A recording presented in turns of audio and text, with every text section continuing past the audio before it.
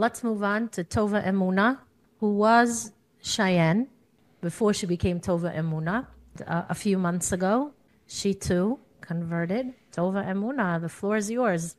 Thank you to the Rabbinites for having me here, and thank you to the Rav, because a lot of the time when I share what happens in my story, I can't express anything really but that fear. Like I remember having such fear. You hear that you're going to hell if you don't believe what they believe. And yet, for me personally, when I started to believe this, I was traveling a lot. And I was moving from place to place with my husband at the times when I was a non-Jew, I was married. His job had us moving a lot. So each time we would move, finding a church that believed the same thing felt virtually impossible. And yet each place had like the chutzpah to say like we believe this and like we have the truth and no one else. And it just left me very frustrated. I was always pretty frustrated with inconsistencies. And for me, it really felt like there is a God of the Old Testament, as they called it, and a God of the New Testament. And really, when I had first got into Christianity, I was already an adult.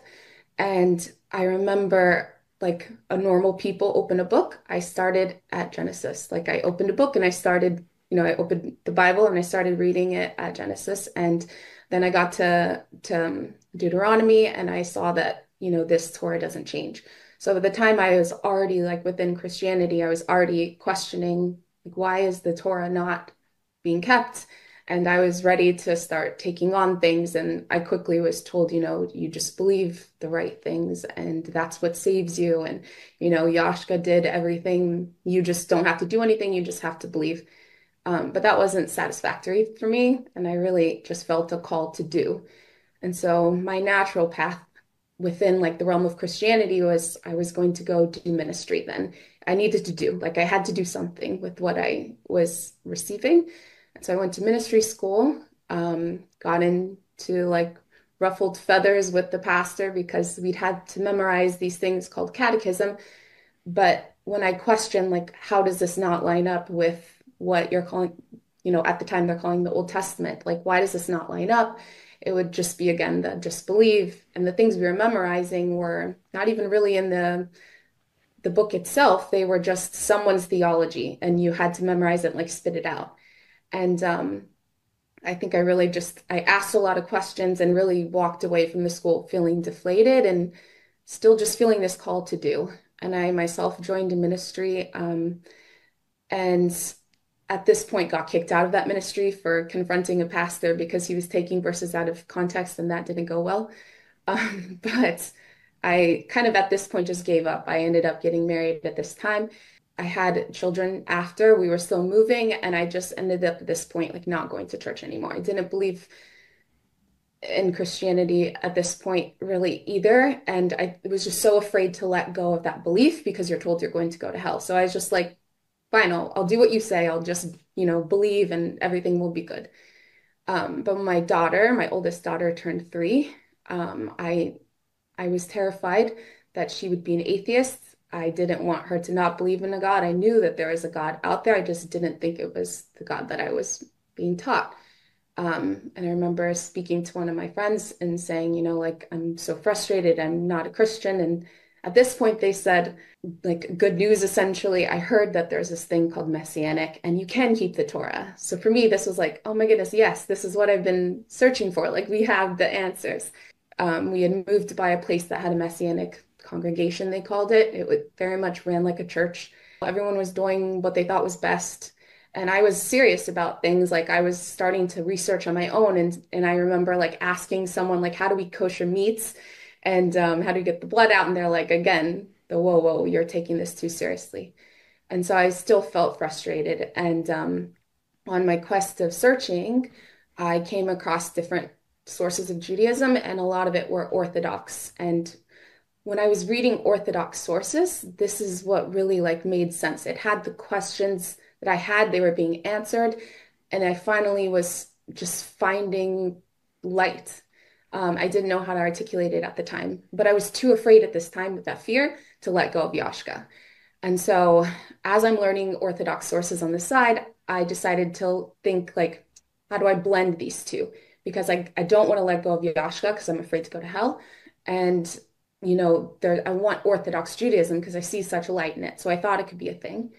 And so I looked up, you know, Messianic Orthodox Judaism, which led to organizations that you've personally called out, the Rav is called out. I like studied under and bought resources from. And I was very curious because it was kind of like taboo to watch the Rav. But I was curious, like, well, why is it not something that we should be watching? Like, I was so hungry for wanting to know more that I was, you know, watching the Rav's videos and also trying to fit it and mold it. Can I fit this into what I believe? Because I still was so afraid to let go. It wasn't until I learned all, like, how the Rav mentioned, even Gehenna itself, like hell itself, is a Jewish concept. And when I learned that, that was actually something that helped me to start letting go of realizing, like, no, this is actually a Jewish concept again that I've been reading that's been taken out of context. And, you know, this has been here. We learn as like Hashem cleansing us. And really, it was that process of slowly letting go that helped me. I also wanted to, I was so tired of people just, you ask people and then they tell you what they think. Like, I wanted to go straight to the source. So I personally, like within the Messianic Orthodox organization, I bought a book. I saw who the author was and I decided to go to his synagogue. It was a pastor who led a synagogue. He kind of ran it after a Chabad, and there was like this kind of like underground feel of like, oh, he was like claiming that he studied under Chabad. So it was like trying to grab validation. They had like, it was like this own copycat service. Like it was very deceptive.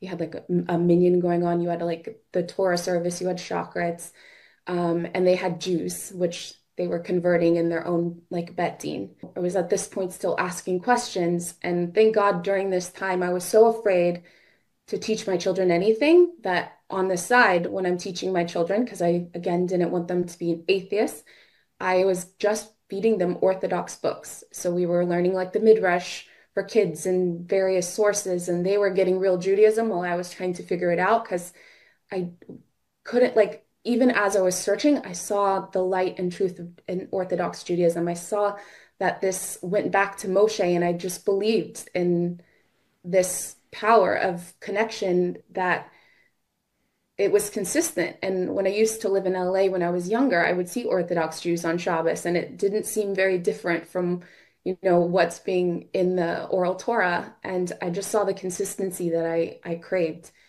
And once I heard about the Noahide laws, actually, I read it even as a non-Jew. I can't believe as in Yashka as being God. And I had to test it, and I asked questions, and they ripped things out of context again on trying to prove that it was acceptable. And then it always really had this anti-Semitic feel, even within this realm, that, you know, the Jews are just lying and they know it and they want to deny it. And, you know, he's really the Mashiach. But yet I saw this pastor get up in his book on a Shabbos, and he took a Sharpie and marked all over his you know, quote unquote New Testament, and he reworded how it should have been. But he wasn't a linguist. He was just making things up. Like, I was so tired of people making things up. And that's really what I'm so glad, even on my own journey, I turned to Orthodox Judaism because of the oral Torah. And I am so glad that I did that because I have that consistency there, and I can see it go back to Moshe. And I want to thank the Rav again and thank the Rabbinite. They were very much a part of my journey. Even the Rabbinite I was taking, and I was watching classes before I was taking classes with her. And I was, you know, watching the Rav's videos before, you know, I was even taking a class with this, trying to figure things out. I've given away the Rav's books before, thank God, to people where I was living before. I had one of my Jewish friends' neighbor try and confront him about Christianity. And I was like, here's a book, give it to him. And it was the Rav's book. But also it's helped my own children navigate. It caused me to really want to know the laws of Avodah Zarah. So I taught my children Taryag Mitzvot, the laws of Avodah Zarah, and they've had one encounter, unfortunately, with a cousin. We don't spend much time around non-Jewish relatives anymore. But they've had one encounter with the cousin where the cousin was trying to tell them about Yashka, and instantly they were like, you know, listing off the Taryag mitzvot about avodah zarah. And so I'm really grateful for all the Rav has done and all the Rabbanit has done in this. And my question for the Rav is, like, how can we help the Rav and his organization to really combat, like, not just Christianity, but like to get these people who are faking being Jews, or maybe they are somewhere, but they weren't educated properly, get them out of Jewish communities. And one of the laws of Taryag mitzvot is that they shouldn't live in Eretz Yisrael. So how can we help the Rav as he's combating this? Which I know I've seen videos. This is a passion of yours and gotten emails. So what else can we do to help contribute? That's a really great question. So there's been a tectonic shift in my work. There was 1 year, 20 years ago, that I logged 210 lectures in 1 year. So, but that's all changed because I can, like I did a show tonight before this show, and it's being seen by thousands of people. And I don't know, we have about 20 million viewers worldwide. We just passed the 100,000 subscriber. It's so obvious to me that, when I wrote those books, Let's Get Biblical, it took me a couple of years to write it. But now I can do a program, any interview, and by tomorrow, thousands of people will see it, and many of them will do tshuva. I don't have to go anywhere. So if you are, the only thing is I'm on YouTube, but everyone says that I should really be on Instagram, which I'm not even sure what that is exactly. Like I have some, so those of you who say, you know what, I'm going to help that your videos will be on other platforms outside of YouTube, or help you market or amp up the algorithm. All I want is that people should study Torah, and that these videos, that would be something very, very important to us. Many of you speak Portuguese, and once we just translated the books into Portuguese, but I need someone to. YouTube has just changed everything. So, if you have any other suggestions, I'm happy. But this is, we have, I don't know, a couple 100,000 viewers a day. It's like a lot of people doing tshuva.